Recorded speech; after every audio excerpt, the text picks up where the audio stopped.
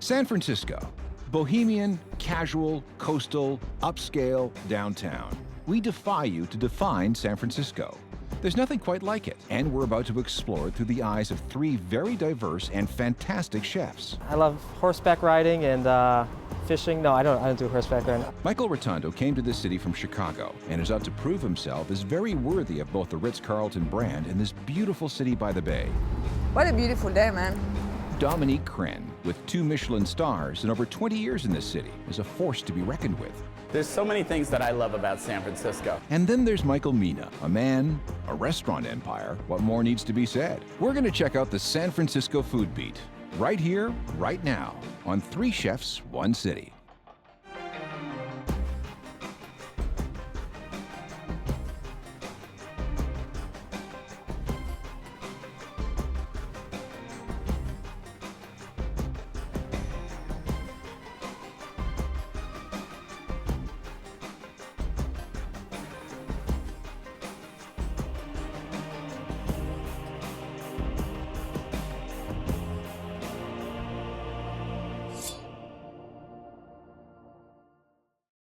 Three Chefs, One City looks at the world's great food destinations through the eyes of its 3 most standout chefs. This time, we're in San Francisco. From cable cars to beaches, wine country and fine dining to food trucks, San Francisco is a city that marches to the beat of a different drum. My name is Michael Rotundo. I'm Michael Mina. I'm Chef Dominique Kren. This is my San Francisco. This is my San Francisco. I'm Patrick Hummel, and this is Patrick and Michael's San Francisco. Patrick, are you telling my secrets? San Francisco offers up every gourmet thing you could desire. Meet Chef Michael Rotundo. A native of Boston, Massachusetts, Rotundo trained and worked in both the U.S. and Europe before fulfilling a long-time dream to move to San Francisco.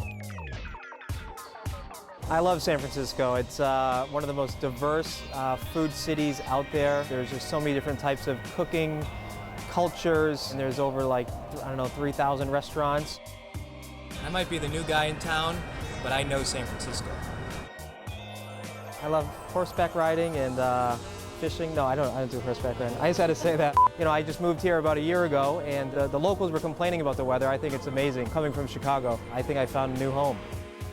San Francisco was built on 43 hills, so you better bring your walking shoes.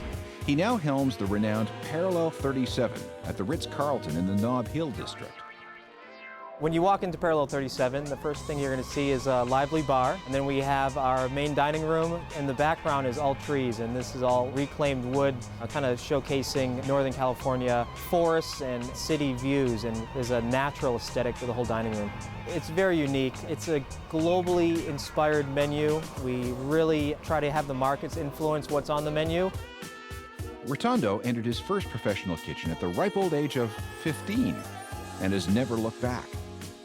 If I wasn't a chef, I think I would be maybe a photographer. I don't know. I could do your job. Who knows? What? Just down the hill and minutes away from Parallel 37 is Chinatown, a district Michael enjoys for fresh ingredients, a quick bite, and even cookware. Well, here we are in Chinatown. This has been a tourist attraction since the mid-1800s, a great place for late-night dining, regular all-day dining, and shopping.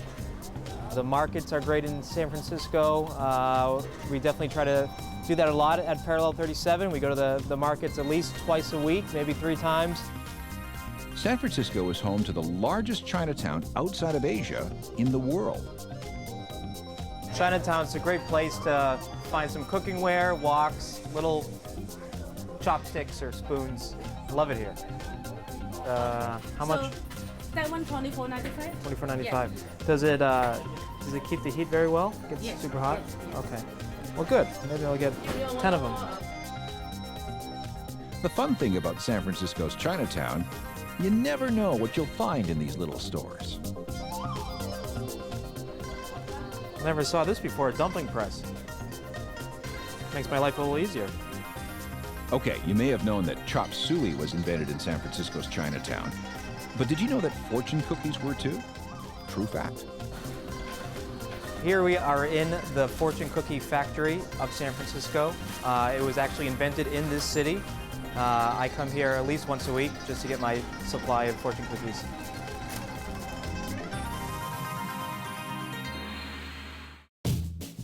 Hey, I think Michael's about to make us a snack. Today we're going to be cooking our famous green curry, mussels, and young snapper. To do this dish, first thing you have to do is make the green curry. We are going to get some garlic, do a little rough chop. Passionate about seafood and vegetables.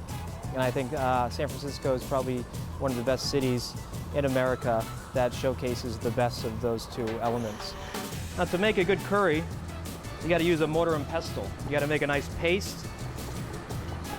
to take out all the nice essential oils in these ingredients. So we have garlic, we have ginger, a little bit of shallots. With the ingredients, you really don't want to over manipulate them. The simpler, the better.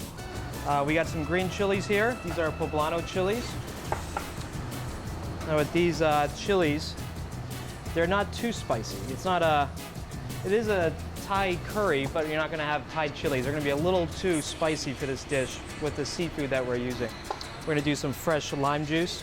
This is going to give it some great acidity. Now to make a curry, you have to really get in there, get dirty, really make a nice paste. You got to smell this. That is probably the simplest recipe for curry I've ever seen.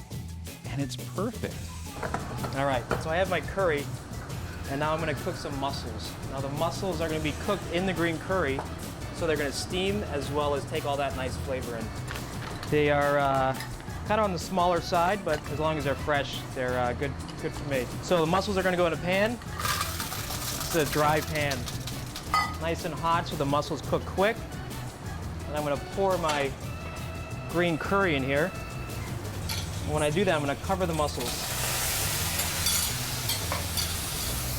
I think to be a great chef, you have to mentor the younger cooks. It needs more parsley, I think. It needs more olive oil. And we'll just do that 2 more times, huh? And after that, we're going to fry it with our suckling pig.